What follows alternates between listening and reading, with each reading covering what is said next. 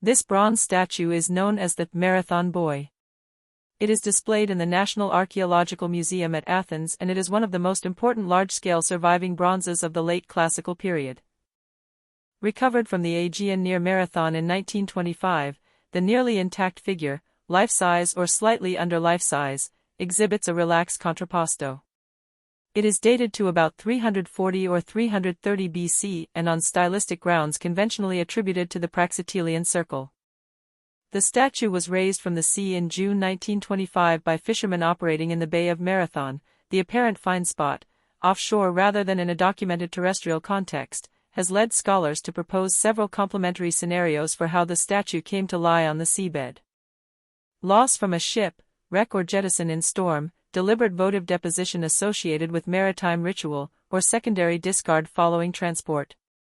Measured roughly 1.30 meters in height, the Marathon Boy represents a nude youth in a complex contrapposto, weight borne on the left leg with an uncanny soft shift of the torso and a slight head turn to the left, suggesting that the right arm was originally raised above the head and that the left arm would have engaged a vertical support. The bronze is remarkably well preserved. Surfaces retain chaste finishing marks, inlaid eyes of white stone with colored iris glass remain, and localized ancient repairs/replacements are visible. Stylistic criteria: softened musculature, subtle elongation of limbs, refined handling of the face and the elegant S-curve of posture, place the work in the late classical early Hellenistic horizon, conventionally dated to about 340 to 330 BC.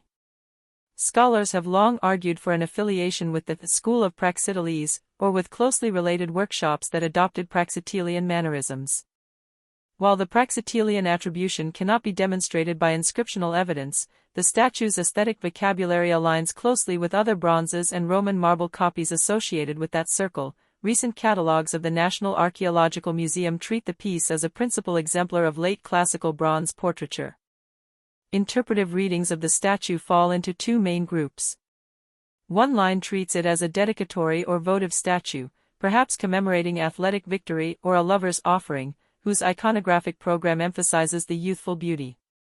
An alternative hypothesis interprets the statue as part of a ship's cargo or a sculptural element being transported when lost at sea, which would explain its offshore recovery. The pose, suggestive of leaning on a support, supports reconstructions in which the figure formed part of a larger compositional grouping. The alloy composition recorded in museum reports and visual analysis is consistent with high-quality Aegean bronze practice of the late classical period, copper with tin and trace lead, produced by multi-piece casting and fine chasing. The surviving inlay materials are of particular conservation interest. They demonstrate the original polychrome and mixed media richness lost from most marble copies. Recovered from the sea off the coast of Marathon and conserved in the holdings of the National Archaeological Museum, the Marathon Boy remains a cornerstone object for understanding late classical bronze statuary.